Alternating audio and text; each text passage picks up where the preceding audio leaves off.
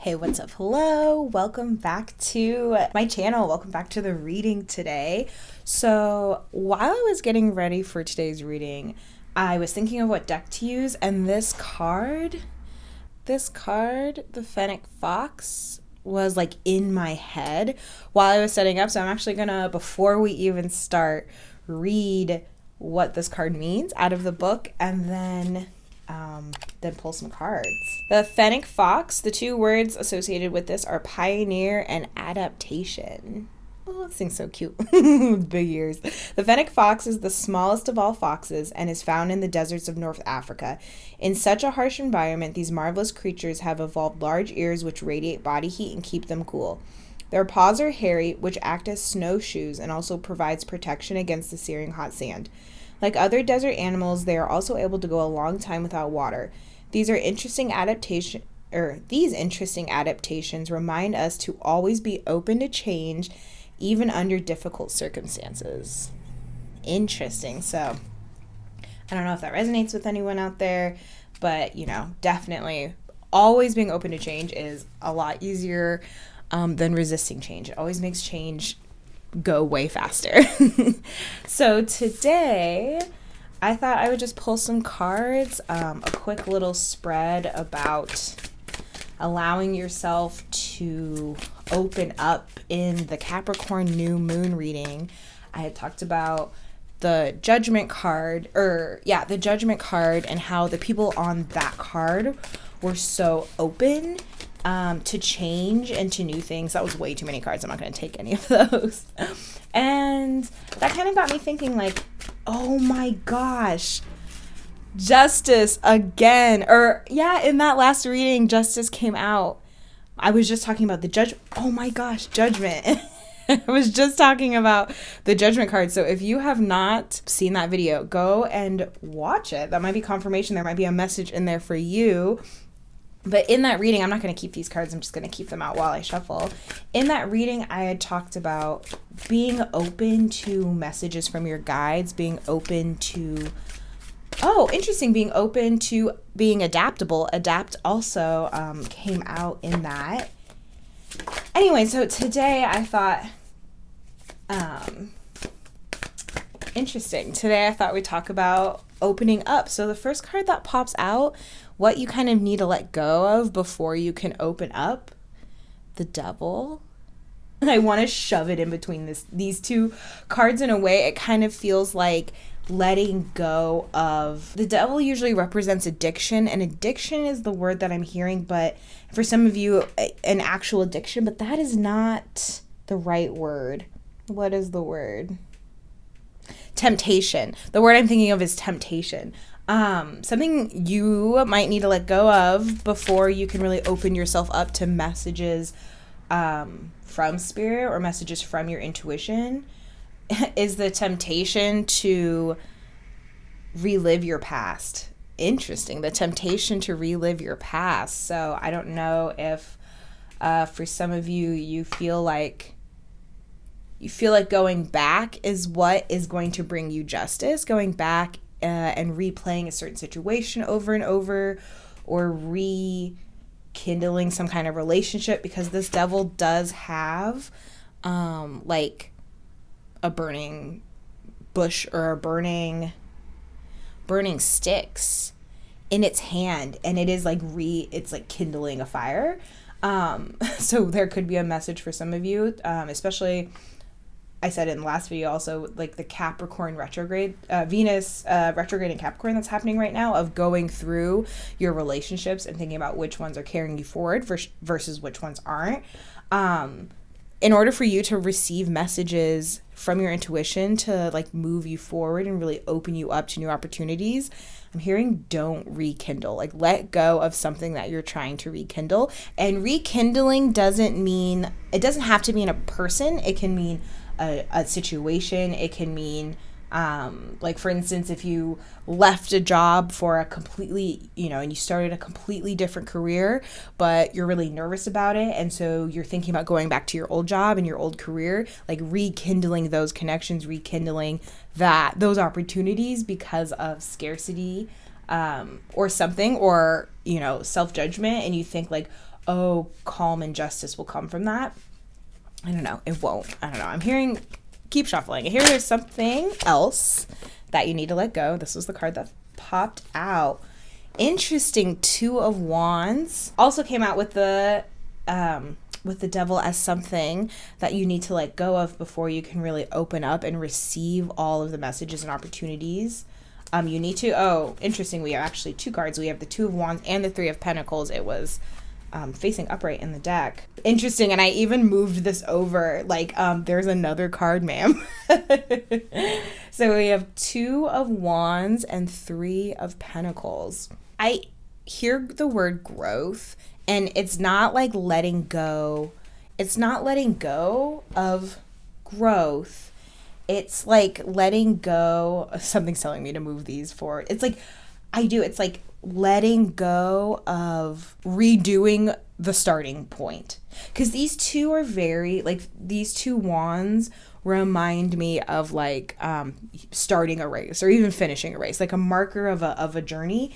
And 2 and 3 are early numbers. If you think about the journey of 1 through 10 in the tarot, they're really early numbers. And something about, like, I hear the devil's in the details. Like, what's preventing you from moving forward is getting caught up in getting the details at the start right. It's like, if it's like wanting to get everything right before you actually push off and do things. Like, I want to push these candles so bad, and I'm going to. But yeah, it's like let go of the starting point. No, let go of the starting point. I think what they're trying to tell me is just start, like just go. Yeah, let go of thinking the devil's in the details at the beginning. Like, you have to get everything right before you can go forward. Interesting. I'm going to clear this. Something is telling me to clear it. Probably because the next question in the spread is something that you need to pay attention to. So it's kind of like, let's clear the distractions. Let's clear the devil energy. And the devil energy is not like, it's not like you have to, like, let go of the devil. You know what I mean? It's just like whatever. Yeah, I hear, like, devil in the details. Interesting. So what is something the collective needs to pay attention to?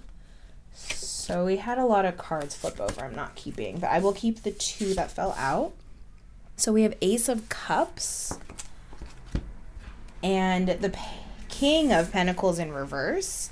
And I am going to read reversals in this reading.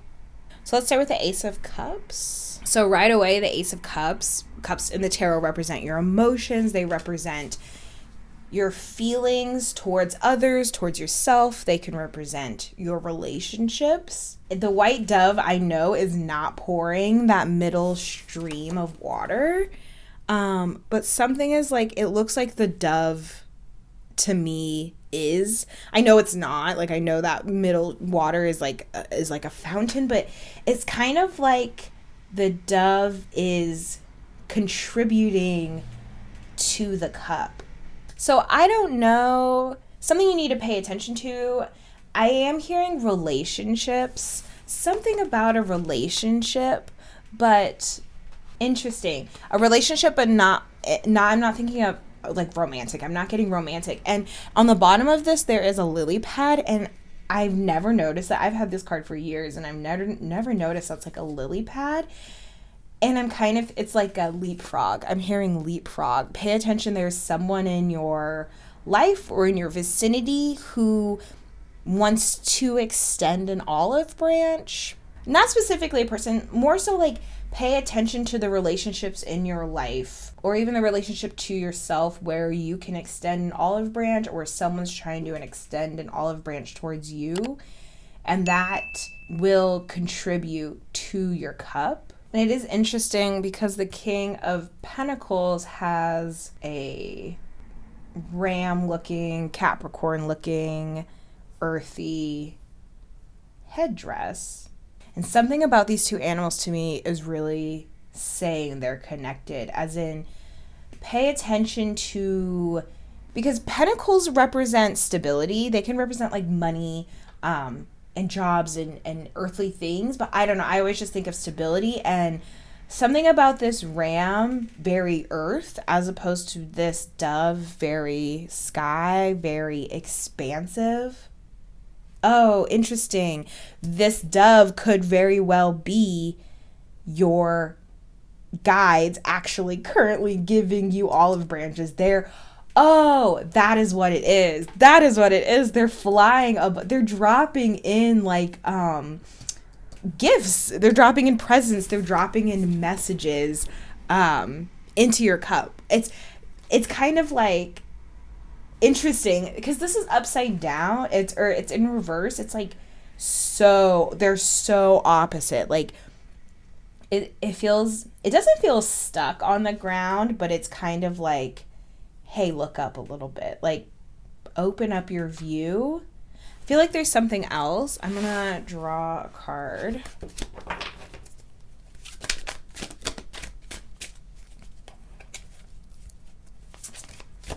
What else? I feel like there's one more thing. There we go.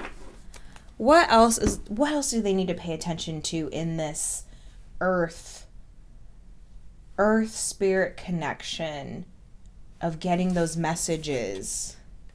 Interesting, we have the Seven of Pentacles, another pentacle, all about reaping what you sow, all about being patient, but being a little bit fed up. It's like, because 7 is so close to the end, it's like interesting. And 7 would be between the Ace and the King. Something that's coming up is paying attention to how wealthy you really are, because the King of Pentacles, like, is the King of Pentacles. That wasn't a very good explanation. The King of Pentacles is the ruler, is the highest you can go in the court cards for the Pentacles, as in it is the pinnacle of the Pentacles. It's the top. It's very wealthy. He's, as rich as can be. And with him being in reverse, it's like, oh, he forgot that. It's like that feeling of when you are in like a cycle of, oh my gosh, I don't have enough, or things aren't happening for me fast enough. It can feel like you're upside down. But with the reaping what you sow, it's kind of like the universe is reminding you need to pay attention to all the things you actually do have and all of the ways you can create those opportunities, because they're consistently and constantly dropping things into your cup, into your awareness. Even the middle of this cup to me looks like an eyeball. It's kind of like all seeing. It's like your third eye. It's like we're giving you gifts constantly, and you need to really pay attention to them, mark them, remind yourself of them, which is going to flip this king back up. It's gonna flip him right way up.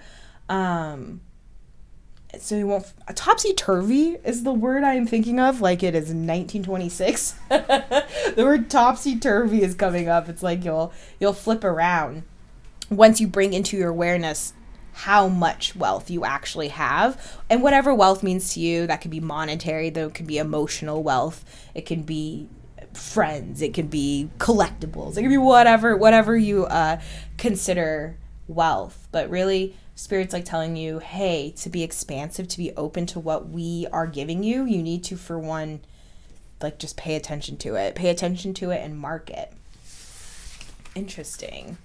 Actually, I picked those up and they were like, no, we're staying. So I will put those there. And then finally, what do you need to embrace in order to actually bring in that wealth? Because it's easy to say, like, look around at everything you have and realize how lucky you are, or like whatever. But it's another thing to actually embrace it. It's another thing to actually embody it and live it. Ooh, interesting. 2 of Wands wanted to come out again. I feel like there's another card. So I'm going to keep shuffling. What to embrace for full growth. What to embrace for full integration. I don't know where that word. Well, maybe there isn't another. I feel like there might be. Interesting. Nothing popped out. Maybe it wants me to talk about this. So 2 of Wands popped out again. But interesting in this, I don't feel like it's like a starting point. I do still feel like it's a starting point, but more so like embracing the journey, because the two of cards in the traditional Rider-Waite, he's like standing and looking out like on his kingdom, kind of like in this, standing at the base and looking down at your kingdom, looking down at everything, and really taking stock. Like when I think of that card, I think of the phrase taking stock of everything that you have. Taking stock, I'm hearing in a nostalgic way. Taking stock in a nostalgic way. Because when we think of things that are nostalgic for us, we tend to like look at it through rose-colored glasses. Like everything's always better with nostalgia. And a way that you can maybe embrace and embody the things you need to pay attention to is by looking at it through nostalgic glasses. Looking through it through nostalgic glasses, or looking, that's way too many cards. I guess what I'm trying to get at is like looking at it through nostalgic glasses. Like when you think of things that are nostalgic, they're warm and fuzzy. Like you get the warm and fuzzies. So it's like when you're thinking of the things that you already have, big or small, whatever you considered wealth, every time you think about it, interesting, Page of Wands popped out. Passion. I was gonna say, every time you think about it, think about what about it makes you warm and fuzzy. Does that sentence even make sense? So for instance, if I'm thinking about this tarot deck in front of me, if I'm like, oh, I don't have enough tarot decks or something, I don't know, I really can like look back and think about this deck and wow, like really appreciate it. And when I think of this deck in warm and fuzzies, this was the first official tarot deck I ever bought, quite a few years ago. And so it's just like, when I think of this deck, I can really appreciate it because I have the nostalgia of, oh, this was my first deck. I felt like, I'm actually reading tarot, because I started reading tarot with a deck of playing cards. And so like these had pictures, and it was like, really exciting. So something like that. So like look at the thing and try to remember all the positives about it, and that will help you kind of express that gratitude. So expressing that gratitude and really embodying it, like really feeling it in your body, is going to help you realize how much you have and realize how often spirit actually does talk to you. And especially feel it in your body. This Page of Wands, they are blindfolded. And when you're blindfolded, you tend, I don't, maybe not ever, and okay. Blah, blah, blah, blah. Okay. And when you're blindfolded, you can tune into your other senses sometimes a little bit better because you can't see. Maybe you then really focus on your hearing, or you really focus on your sense of touch. Like you are able to embody things at a different pace, a different rate. And especially when you close your eyes or you blindfold yourself, it really signals to your brain that you're going within, that because your brain and your eyes, they're here to like look for evidence. They're here to look for clues. They're here to help you make sense of the world. And sometimes that can get in the way of embodying positive things in our life, because our brains are really here to keep us safe and scan for danger and scan for patterns and things to make sense. So by closing your eyes and really tuning in with your body, you are then able to connect with that source, because it's something that comes through, and even again, mind's eye, like it's something that comes through your brain. So with this Page of Wands, and Wands are also very passionate. I mean, these two of Wands also like taking stock of your journey and really embodying that change. What parts of that journey were the ones that lit you on fire? Like what were the things you were really passionate about? What were things that your intuition like told you, like when you were starting the journey or looking back on on any blockages or when you look back, or when you look and reflect on all the seeds you have planted in previous journeys. What was your intuition telling you? What lit you on fire? What made you very passionate? And that's going to really open you up to receiving so many more messages. I'm going to pull another animal spirit or nature spirit and see what messages it has for embracing. Ooh. Oh. So we got kelp. These are kind of dark. So kelp and night sky. Many people feel uneasy being in a body of water, especially when a piece of seaweed brushes against their foot. However, kelp forests are extremely important ocean ecosystems. As with anything associated with the sea, kelp can be an indicator of something growing below the surface in the subconscious. Like a kelp forest rich in nutrients, this could be something that provides a benefit to your life. On the other hand, this could be some sort of difficulty, which is ensnaring and dragging you down. Interesting, because the fennec fox at the beginning talked about being uncomfortable during growth, during change. And this also talks about going within, closing your eyes, going within your subconscious and looking at all the things you have and all the things that have changed. And yeah, seeing how they benefit your life. How can you embody that? And earlier we had talked about things you have to let go. If there are any temptations that are kelp dragging you down, this is also a confirmation that maybe you should leave those behind. So night sky, guidance, clarity, and wonder. Gazing up at the night sky often elicits feelings of smallness and wonder of worlds beyond our own. In order to see a clear sky, one needs to leave the city and light pollution behind and find a quiet place in the country. A cloudless sky also provides clarity. After all, our ancestors used the constellations for guidance and navigation.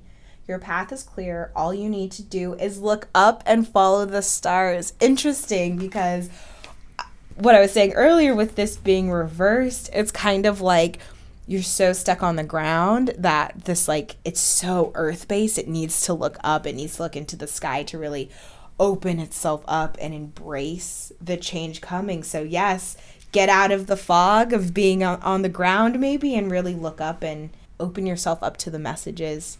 I would love to know your interpretation of the cards. I would love to know what seeds you have planted that you're really trying to embody and foster positive emotions towards. And I'll see you in my next video. Bye.